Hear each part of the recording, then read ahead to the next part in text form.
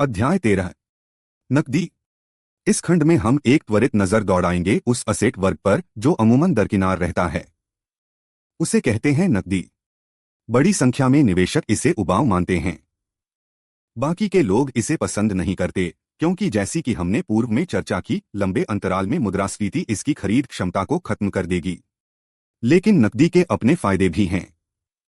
जब तक हम समाज में जीवित हैं जो कि कागजी मुद्रा से संचालित है, नकदी हमेशा सर्वाधिक तरल निवेश बनी रहेगी। और हालांकि नकदी तो नकदी है, इसलिए अमेरिका जैसी जगह में पिछले 30 वर्षों से यह हावी रही है, ज्यादातर इसलिए क्योंकि स्टॉक मार्केट इस दौरान हमेशा ऊंचाई की ओर ही जाता रहा। इसमें कुछ ऐसा वक्त भी रहा जब नकदी को राजाओं जैसा रुतबा मिला, यानी नकदी में निवेश पर जो रिटर्न मिला वह अन्य निवेश साधनों की तुलना में कहीं ज्यादा था। आइए हम इसमें गहराई में उतरकर देखें और शायद कुछ रोशनी डाल सकें और पता लगा सकें कि कैसे यह हमारे पोर्टफोलियो की कीमत और बढ़ा सकता है। नकदी है क्या? सबसे पहले जब कोई नकद शब्द का उच्चारण करता है तो हमारे दिमाग में एक तस्वीर उभरती है करेंसी नोट के बंडल की, जो कि गद्दों के नीचे दबा रहता है, दीवारों में रखा रहता है और तमाम अन्य छिपाने की जगह खोजकर वहां रखा जाता है। हालांकि नकदी रखने का एक तरीका यह है, लेकिन इसे न तो सुरक्षित कहा जा सकता है और न सर्वश्रेष्ठ।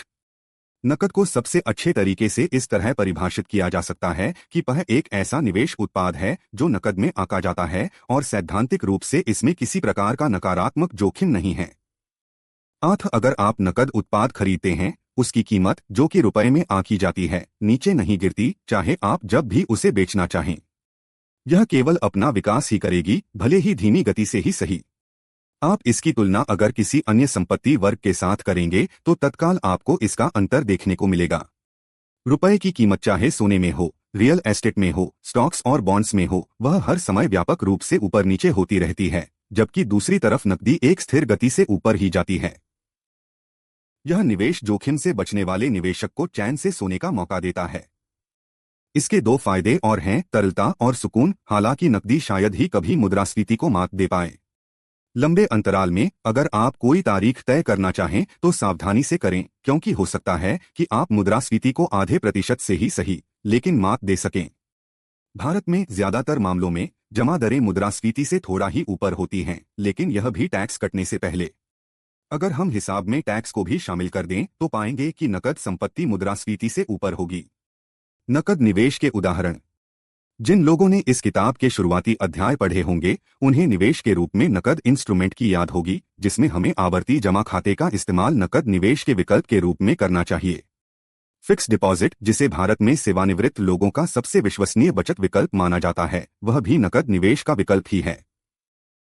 यह ध्यान रखें कि फिक्स डिपॉजिट को सामान्यतः निवेश सलाहकार बतौर ऋण विकल्प के रूप में रखते हैं, और हालांकि यह तकनीकी रूप से सच भी है, आपकी जमा बैंक की बैलेंस शीट में ऋण के रूप में ही दर्ज की जाती है, क्योंकि इसका व्यवहार नकद संपत्ति की तरह का ही होता है।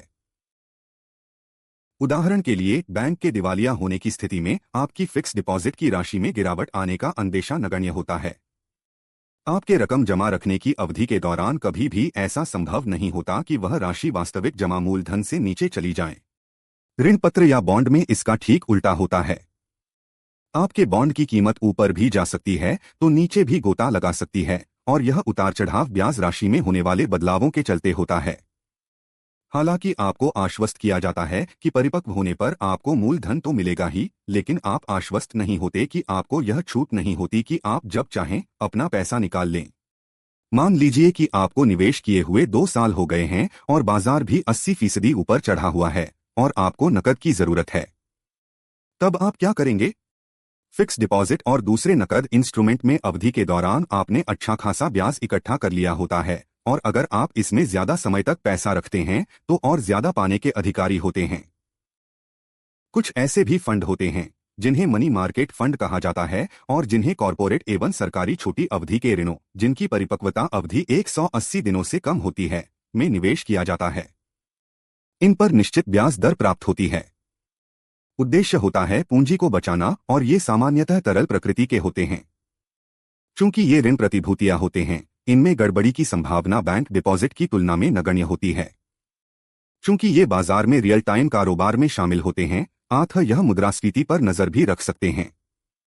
आठ मनी मार्केट फंड में आप कह सकते हैं कि बॉन्ड और बैंक डिपॉजिट के मिलेजुले गुण होते हैं जो निवेशक के लिए बेहतर होते हैं।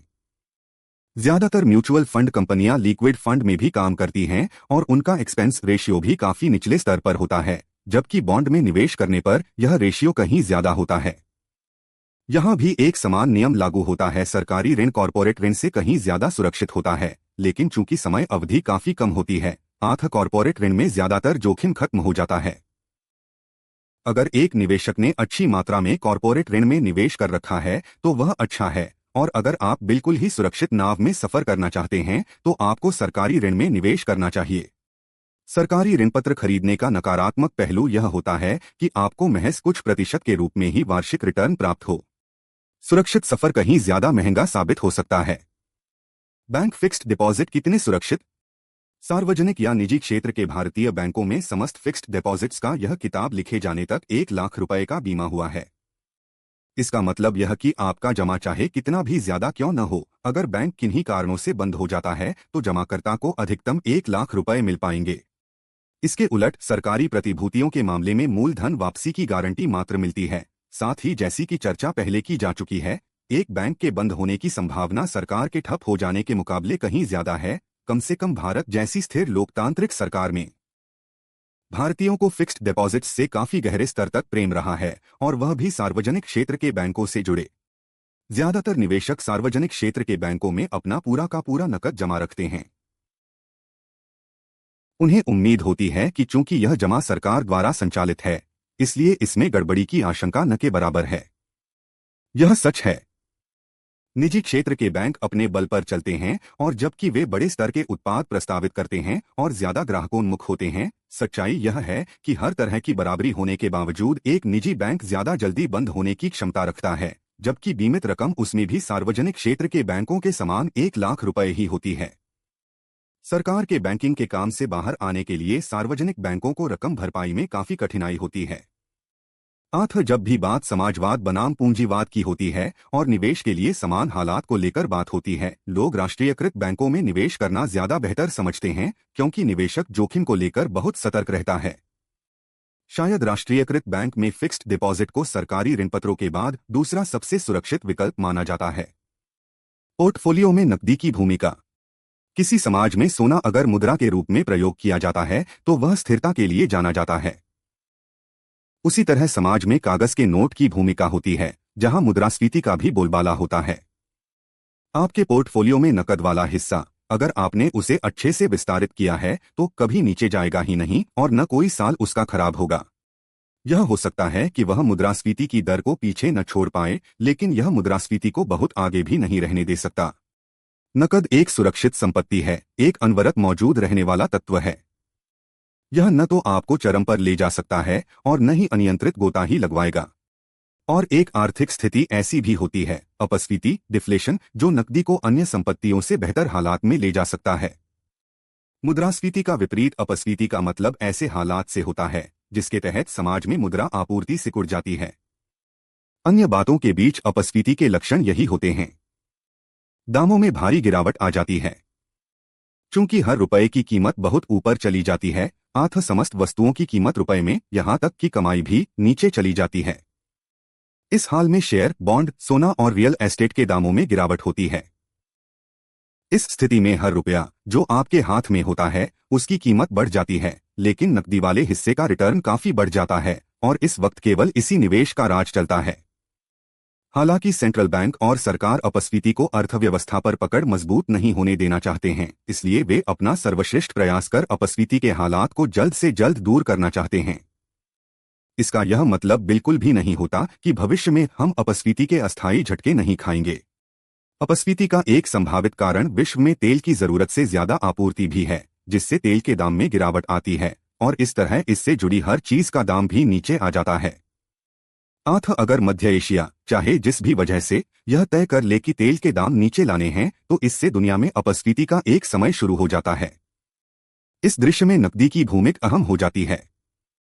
हर उद्योग तेल से चलता है और हर कमोडिटी के दाम के पीछे तेल का आधार भी शामिल होता है। अगर तेल के दाम नीचे आते हैं तो हर चीज की उत्पादन लागत भी गिरेगी और इस तरह उपभोक्ता मूल्य भी नीचे रहेगा। असल में अगली बार आप खुद प्रयास कर सकते हैं और अपस्फीति का दबाव जब सघन हो जाए तो बाजार का आकलन करते हुए नकदी में निवेश की स्थिति तय कर सकते हैं। हालांकि इसे तय करने में आप एकदम सटीक साबित नहीं हो पाएंगे।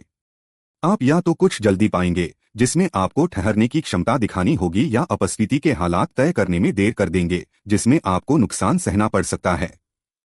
इसलिए एक बार फिर श्रेष्ठ रणनीति यह होगी कि आप हर समय के लिए तैयार रहने के लिए अपने निवेश का विविधीकरण करें और नकद निवेश के रूप में एक निश्चित हिस्सा अलग करें। ध्यान रखें कि हर 6 महीने पर उसकी समीक्षा जरूर करें। लेकिन कितना? इसका जवाब निवेश सलाहकार कुछ इस तरह देंगे, जितना कम से कम संभव हो उतना नकद में निवेश करें। मैं तो इसके एकदम उल्टा सोचता हूं और मेरे हिसाब से जितना ज्यादा से ज्यादा हो सके कैश में निवेश करना चाहिए। क्या मैं आपको यह सलाह दे रहा हूं कि आप अपना सारा निवेश खत्म करके कैश में निवेश करना शुरू कर दें? नहीं, लेकिन आपको इस संपत्ति वर्ग में निवेश को भी ज्यादा तवज्जो देनी चाहिए और इसके बारे में भी उतना ही सोचना चाहिए जितना अन्य निवेशों के बारे में आप दिमाग लगाते होंगे। आठ इसे भी बराबर की महत्ता प्रदान करें, बिल्कुल उसी तरह जैसे किसी दूर के रिश्तेदार का नाम आप याद रखते हैं जिससे कि आप शायद मिले भी न हो।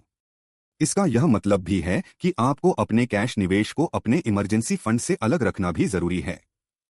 ऐसा इसलिए क्योंकि ज्यादातर लोग यही सोचना शुरू कर देते हैं कि चूंकि उनका इमरजेंसी फंड भरा हुआ है इसलिए उनके पोर्टफोलियो में भरपूर कैश है। उनके लिए मैं बस इतना ही कहूंगा, याद रखें, इमरजेंसी फंड निवेश का साधन नहीं है। संपत्ति वर्ग में नकद एक निवेश के रूप में है जिसका लक्ष्य या तो संपत्ति बचाना होता है या बढ़ाना। इसका सटीक नंबर आपको तय करना होता है। सामान्य सोच के तहत कम से कम 10% नकद निवेश तो करना ही चाहिए, क्योंकि अगर इससे कम निवेश पोर्टफोलियो बनाते भी हैं तो उसका कोई विशेष फायदा होने वाला नहीं है। कुछ लोग 25% तक नकद में निवेश करते हैं और भारत में कुछ सेवानिवृत्त लोग ऐसे भी हैं जिनके पोर्टफोलियो में 50% से ज्यादा नकद के रूप में मौजूद होता है। इसमें पहली सावधानी बरतने की सलाह मैं यह दूंगा कि आप चाहे जो भी कैश होल्डिंग रखें उसे कम से कम 4 हिस्सों में विभाजित करें। पहला हिस्सा छोटी अवधि की सरकारी प्रतिभूतियों या छोटी अवधि के गिल्ट फंड में डालें, दूसरे हिस्से को साल भर की अवधि वाले सरकारी बैंकों के फिक्स्ड डिपॉजिट में डालें, तीसरा हिस्सा आप उच्च गुणवत्ता वाले पूंजी बाजार में लगाएं और चौथे हिस्से को आप निजी बैंक के फिक्स्ड डिपॉजिट में रखें। पहली नजर में आपको अतिशयोक्ति जैसा लगेगा, खासकर आपके पेशेवर जीवन के शुरुआती वर्षों में जबकि आपकी निवेश राशि बहुत ज्यादा नहीं होगी। लेकिन समय बीतने के साथ जैसे जैसे आप रुपया दर रुपया जोड़ते जाएंगे आप पाएंगे कि जो विविधीकरण आपने अपने पैसे का अलग अलग जगहों पर निवेश करके अलग अलग जोखिम वाली जगहों को चुना था उसने आपकी झोली भरने में उतनी ही मदद की है। इस तरह अगर बुरे से बुरा भी होता है और यदि बैंक अपनी स्थिति खराब भी कर लेता है तो भी आपके पास खोने के लिए आपकी रकम का मात्र 1/4 हिस्सा ही होगा। दूसरी सावधानी यह बरतनी है कि एक तय समय के दौरान आपको निवेश और निवेश से बाहर रखी कैश होल्डिंग के बीच संतुलन बनाना होगा। किसी भी अन्य संपत्ति वर्ग की ही भांति साल भर की अवधि के दौरान अगर आपके नकद निवेश ने अच्छा प्रदर्शन किया है और इससे आपका पोर्टफोलियो बढ़ गया है तो बेहतर होगा कि लक्ष्य से अधिक हुए नकद निवेश को काट छांट कर अपने लक्ष्य से नीचे ले आए। वहीं दूसरी तरफ अगर इस निवेश ने अन्य निवेशों की तुलना में सबसे बुरा दौर दिखाया है तो आपको चाहिए कि दूसरे अच्छा प्रदर्शन करने वाले निवेश से कुछ पैसा निकालकर नकदी निवेश को बढ़ा दें ताकि आपका निवेश लक्ष्य के आसपास आ सके। आपको संतुलन बनाने के लिए आदत बनाने की जरूरत नहीं है, जिसका मतलब यह है कि अगर बाजार 1 या 2% ऊपर नीचे होता है तो आपको संतुलन साधने की जरूरत नहीं है। बाजार में इतना उतार चढ़ाव स्वीकार्य माना जाता है, इसलिए आपको भी 5% रीबैलेंसिंग मार्जिन लेकर चलना पड़ेगा। उदाहरण के लिए मान लीजिए कि आपका नकदी आवंटन का लक्ष्य 15% था तो आपको रीबैलेंस करने की जरूरत तब पड़ेगी जब बाजार 20% से ऊपर चला जाए या 10% से नीचे आ जाए। इसी प्रकार अगर आपका रीबैलेंसिंग मार्जिन 10% हो तो आपको रीबैलेंसिंग की जरूरत तभी पड़ेगी जबकि बाजार 25% ऊपर चला गया हो या 5% से नीचे गिर गया हो। बतौर नकद संपत्ति निवेश मेरी आखिरी सलाह यह होगी कि यह आपके पोर्टफोलियो को स्थिरता देने के लिए जाना जाता है। यह सबसे उबाऊ हिस्सा होता है। आपके जीवन में शायद ही कभी आप देखेंगे कि नकद को तवज्जो दी जाती हो और इसने निवेश के नए मानदंड स्थापित करते हुए समस्त निवेश विकल्पों को पीछे छोड़ दिया हो। ज्यादातर हालात में आप इसे एक वफादार की तरह पाएंगे। यह उन कर्मचारियों की तरह होता है जो हमेशा आपके बुलावे का इंतजार करते हैं, जो समय पर कार्यालय आते हैं, अपना काम खत्म करने की समय सीमा का पालन करते हैं और आपको शायद ही कभी दिक्कत महसूस होने देते हों। एक टीम में आप गौर करेंगे कि श्रीमान भरोसेमंद की जगह हमेशा बरकरार रहती है और कैश का निवेश के मामले में बिल्कुल यही रुख होता है। बीच बीच में ऐसा समय भी आता है जब निवेशक सोचता है कि सारा कैश होल्डिंग निकालकर अच्छा प्रदर्शन कर रहे दूसरे निवेशों में डाल दिया जाए, और अक्सर ऐसा होता है कि यह सोच अमल में लाई जाती है, लेकिन आपको इस प्रवृत्ति पर लगाम लगानी चाहिए। नकदी निवेश उबाऊ जरूर है, लेकिन हाँ, यह इसी तरह रहने के लिए बना है। इसका अनुमान लगाया जा सकता है। जी हाँ, लेकिन यह ऐसा ही है। जब आप दिक्कत में होते हैं, जब आपको पैसे की सख्त जरूरत होती है, तब आपको इससे तेज विकल्प नहीं मिलता जो आपकी जरूरत को पूरा कर सकता हो। इसलिए इससे मत भटकिए कि लोग आपको क्या सलाह देते हैं या यह बताते हैं कि नकदी में निवेश रद्दी की तरह है। आप कुछ न कुछ जरूर निवेश पैसों में करिए, उस समय के लिए सोचकर ही करिए जबकि आपको इसकी सबसे ज्यादा जरूरत हो सकती है।